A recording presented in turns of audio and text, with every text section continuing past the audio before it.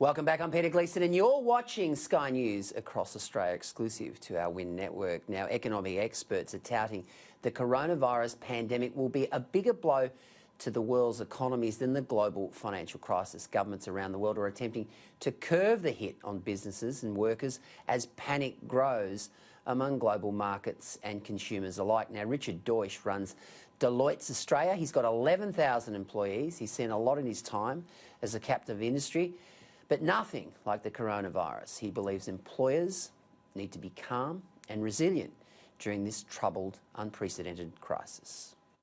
Have you ever seen anything like this coronavirus crisis?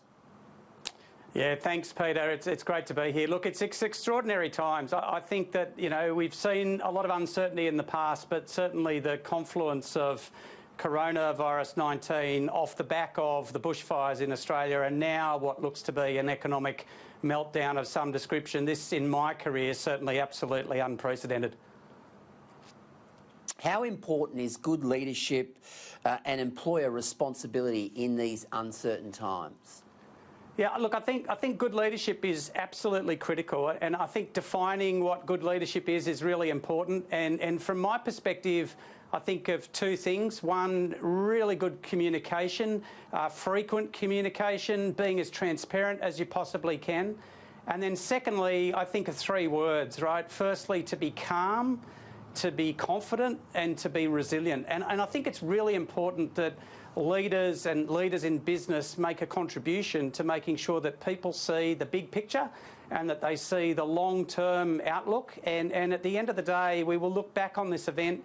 This event will finish and we'll look back on this event as a short-term, really important issue that needed to be dealt with, but it shouldn't detract from the longer-term strategy of the country or our clients or communities in which we operate. Richard, it's interesting that you say that resilience, that calmness in the face of, what is obviously a major storm. And we're seeing it now throughout the country where a lot of employers are sending their employees home to work from home here at News Corp. That's the attitude that's been taken by Executive Chairman Michael Miller. Do you think that in many ways, and as you say, we will come out of this, it might change the dynamic, change the paradigm of the way that people work? The fact that so many people are currently working from home and the world hasn't crumbled in. Do you think that might be a portent of the future? Yeah, look, I think so. I think about it in a couple of different ways. I think firstly, all organisations, government, public and private sector, everybody's looking to the health and well-being and safety of their people first and foremost. And so that's a critical piece. And whether it's working flexibly and encouraging people to work from home, or whether it's self-distancing in the office, or whether it's sending the whole office home, that's the prime objective. And everybody's trying to do that in the right way. I think the second piece is that how do we use this as an opportunity to really get going on the things that we've been talking about for a long time, which is how do we use technology, how do we use remote working, how do we ensure that the tools are there to ensure that people can work effectively on video conferences from home, what's the bandwidth like, all these sorts of things. And so I think there is an eye from business to make sure that we use this as a catalyst to think about as the way forward, but always not forgetting that the first and foremost priority right now is the health and well-being of all of our people. But yes, I think it will be a game changer, and I think it will shape the way business is done well into the future. Richard, how important is employee responsibility when it comes to mandating isolation?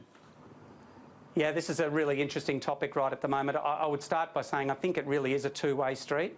I think it's really important for organisations, companies, the public sector to give clear guidance, clear expectations of what they expect of their people, and make sure that there are some very firm boundaries about what we expect. And we're certainly trying to do that on a daily basis at Deloitte. I think that the individual has a huge responsibility right now to listen to the government, to listen to the government's advice, to listen to their organisation's advice about if you feel ill, take yourself home, isolate yourself for a period of time, start working remotely as we've just discussed.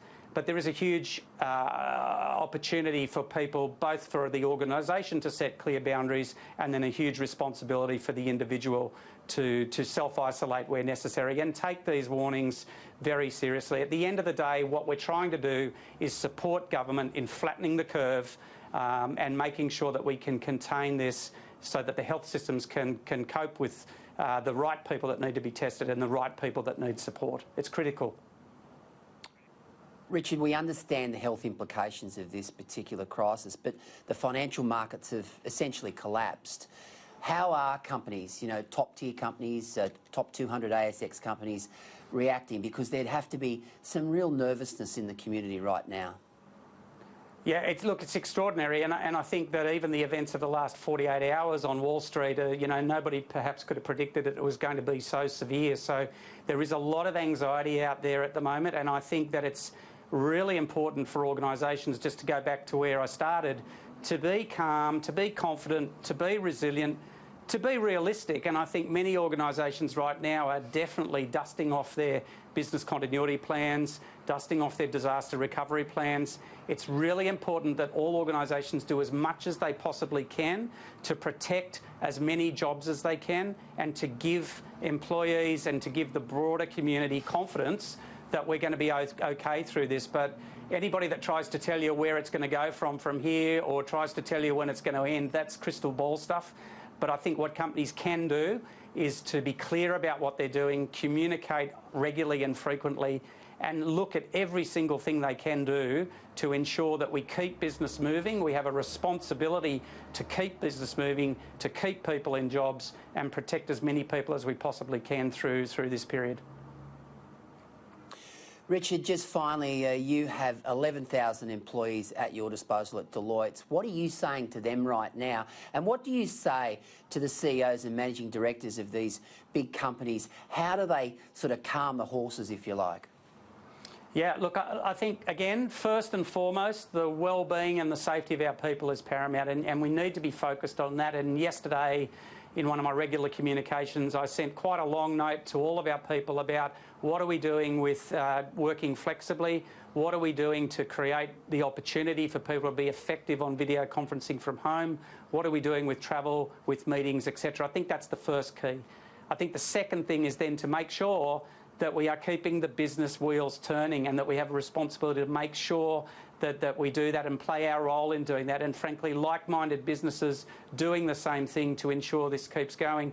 And from an Australian perspective, it's really interesting. We have a great opportunity to rebuild and regenerate Australia beyond the bushfires, the drought and then the floods. How do we help businesses around Australia get back on their feet and get going and keep people in jobs? And so I think that's a really important call to arms for businesses in Australia to ensure that we're playing a role together and co-creating what that means in terms of jobs, in terms of opportunity, infrastructure, building, etc. That's a really important area of focus that we can have control within our country. And again, doing it in a calm, measured way that paints a future and paints that longer-term success for this country going forward once we get beyond this short-term, what is a very, very important and serious issue.